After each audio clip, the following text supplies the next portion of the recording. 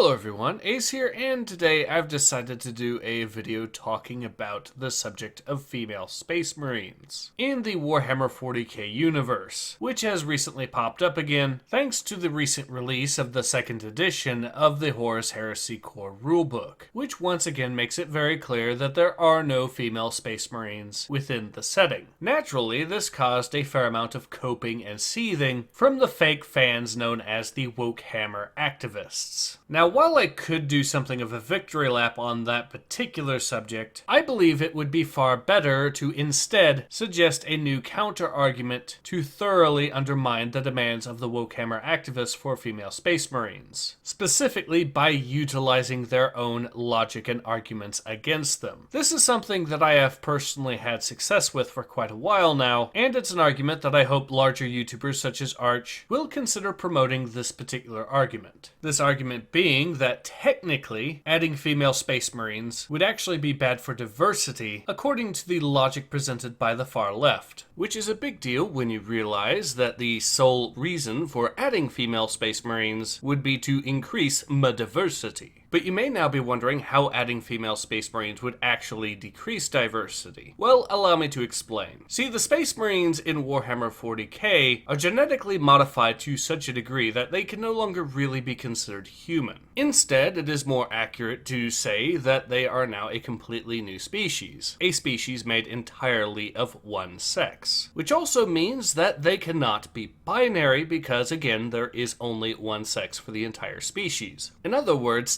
technically, the Space Marines of the Imperium of Man are all trans non-binary, and so the act of adding female Space Marines would mean that the species of Space Marine is no longer made up of one sex, and thus doing so would be the erasure of trans non-binary representation from what is easily the most popular faction from Warhammer 40k. So in the end, you could actually make the argument that according to the far-left Wokehammer activists' own reasoning, adding female space marines would be fundamentally transphobic, and so they're just going to have to accept that there will be no female space marines, or else the Wokehammer activists are all clearly bigots. As you can see, this particular argument completely destroys the demand for female space marines on a fundamental level, because anyone who makes that demand is now an evil person by their own reasoning. So yes, I thoroughly hope that more people actually catch on and start to use this argument to counter Wokehammer activists, as they don't really have a counter against this line of reasoning. And of course, for those concerned about lore, you may have noticed that this is in fact a lore-friendly argument that doesn't actually change anything about Warhammer 40k itself. Of course, with all of this said, I hope that you found this video to be both amusing and interesting, and perhaps this argument will finally start to take off. But in any case, this has been Ace. Hope to see you guys again soon.